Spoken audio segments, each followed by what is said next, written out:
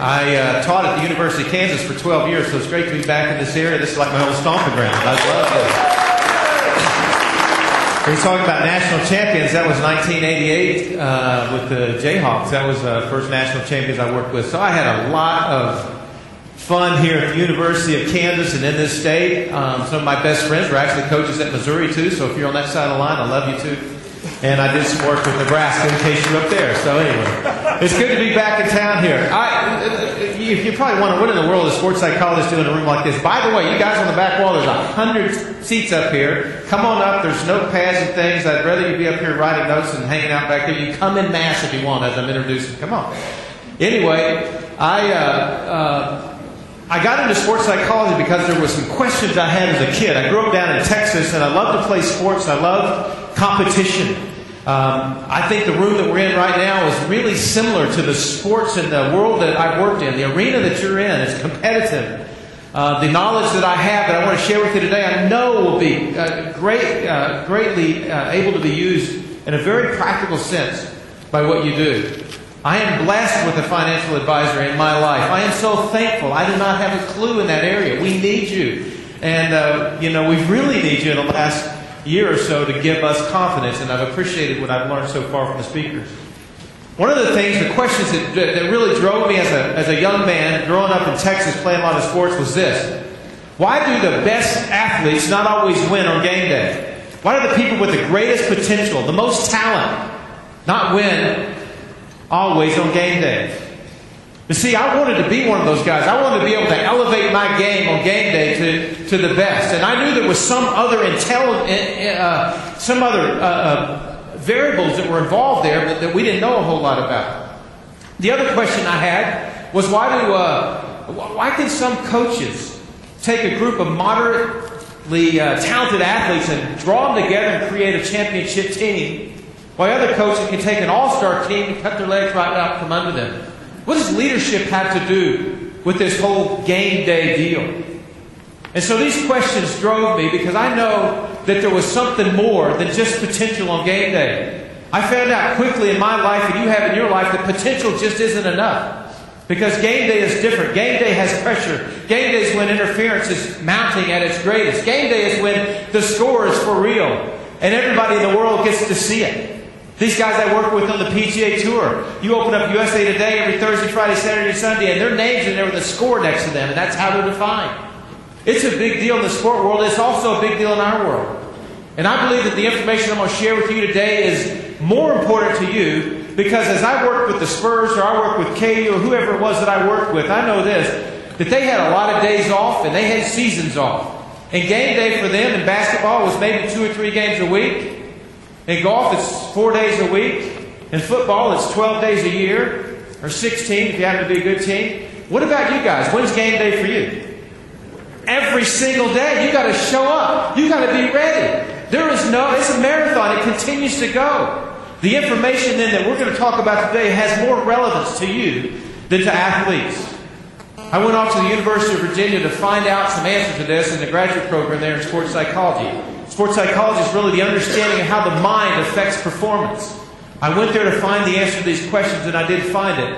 I did come back to Kansas. This was my first and only professorship. I was here for 12 years at KU, and I got to teach this stuff and interact with all the coaches and all the athletes there and students. Bill Self was one of my first students when he was with Larry Brown on his staff. And the answers that I found and the enjoyment I have in life are that the answers that I found are real. And I want to share some of those with you today. We have a limited time. I can't share everything with you, but I want to give you the peak of the pyramid today, the peak of the iceberg that I think can really affect what you guys do. Let me start with a little story here. How did I get into this thing, and how does sports psychology or performance psychology come to me? I was 12 years old. I was playing on a little league team that my dad happened to coach. Now, you need to know something about him. He was a former Marine, and he was coaching us as little Marines. And in fact, at the age of 19, a Marine Corps buck sergeant changed my dad's life forever. And so when I was born, he just decided, why should I have him wait till he's 19 to have his life changed? I'll just go ahead and raise him like a Marine from the day he was born. So I was raised like that. I was a small kid. I was one of the smaller kids on the team. But we were being coached by this Marine, my dad, and we go all the way to state championships. Now, we didn't get there because he was a Marine or because we were being trained like a Marine. That really didn't have a whole lot to do with it. What had a whole lot to do with it, in fact, had everything to do with it, was the guy that was on our mound. We had a guy named Ray. And Ray, at the age of 12, he weighed about 170, had a nice little goatee going. He could throw that ball faster than any kid I'd ever seen in my life. Ray was good. He ended up winning the pitch bat and throw contest at the Houston Astros with, maybe 30,000 kids entered that. But we go all the way there because we didn't have these little rules back then where you could only throw 10 innings a week, pitching. He threw every pitch we ever pitched that year, and we buzzed it all the way to the state championship. We go to Monahans, Texas, which is a place like Palm Springs without the golf courses, the palm trees, the grass, and the swimming pools and the resort. Other than that, it looks just like Palm Springs. It was hot, dusty, and a crazy place to have a Little League championship. But we get there, we take the field, and it's great. We're out there doing our act, and Ray's doing his intimidating as he throw the ball in. Our little catcher would get down. Every time that ball hit his mitt, and he'd take it out and he'd throw it back to Ray. The kids on the other team, the rise about this big. It was great, We could have peace out in the field. Nobody's going to hit this guy. Then we go to the dugout. The other team comes out. This is when sports psychology comes to me. I'm 12. There's not even a field called sports psychology at that time. But as the other team came out, I noticed that the guy that I thought was their coach lumbered up on the mound for them. About 6 foot. Had a full beard going at the age of 12. Took that pitch, looked at his catcher, threw it with all of his strength, faster than Ray. The only problem was it went over his catcher, over the umpire, and stuck in the chain link fence about 7 feet up. Not only was he big and fast, he was wild. Now that is not your favorite thing as the number 3 batter about to come up. We were about to meet Ray on the other team. You see, that fairy tale couldn't last too long. Now, the first 2 guys strike out, not because the guy threw a strike, you have to understand, because they wanted out of there. And now I go in there, the little Marines. You see, my dad's a coach, so I'm supposed to be this little guy that he can be proud of, I'm the little kid on the team. I get in there, and it's David and Goliath. All right? And I look at this guy, and as he raises his leg to throw the pitch, sports psychology entered my body. Because as he raised his leg to throw the pitch, my left leg removed itself from the batter's box. And when your leg does that, it takes the rest of you with it. You understand? So now the umpire calls timeout. The guy doesn't throw the pitch. He looks at me and says, "Son, you okay?"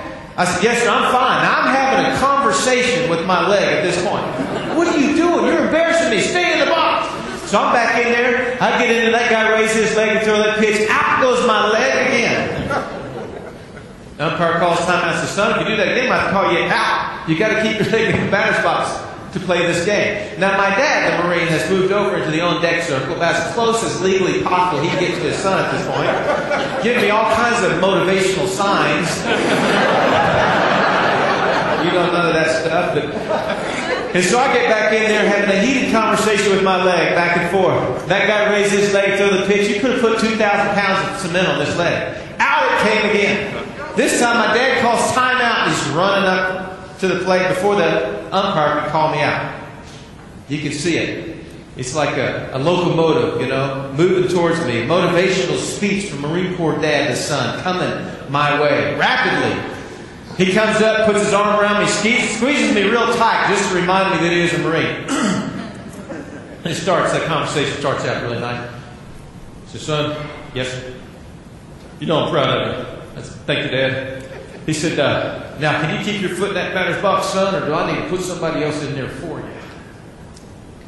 Well, he thought he was giving me a motivational speech at that moment, but to this day, that was the greatest option was ever given to me by another human being. I left my dad with his arm around nothing as I removed myself and went straight to the dugout, allowing him the option of putting another kid in my place. We got beat 14-2. The only reason we scored 2 runs is because the guy kept hitting our guys and walking them in. They're still limping to this day. Something got between me and my potential. I had great stats. I was a little Marine, I was trained well. We'd won all these games this year. I was good at what I did, but I remember that day something changed. And that thing that changed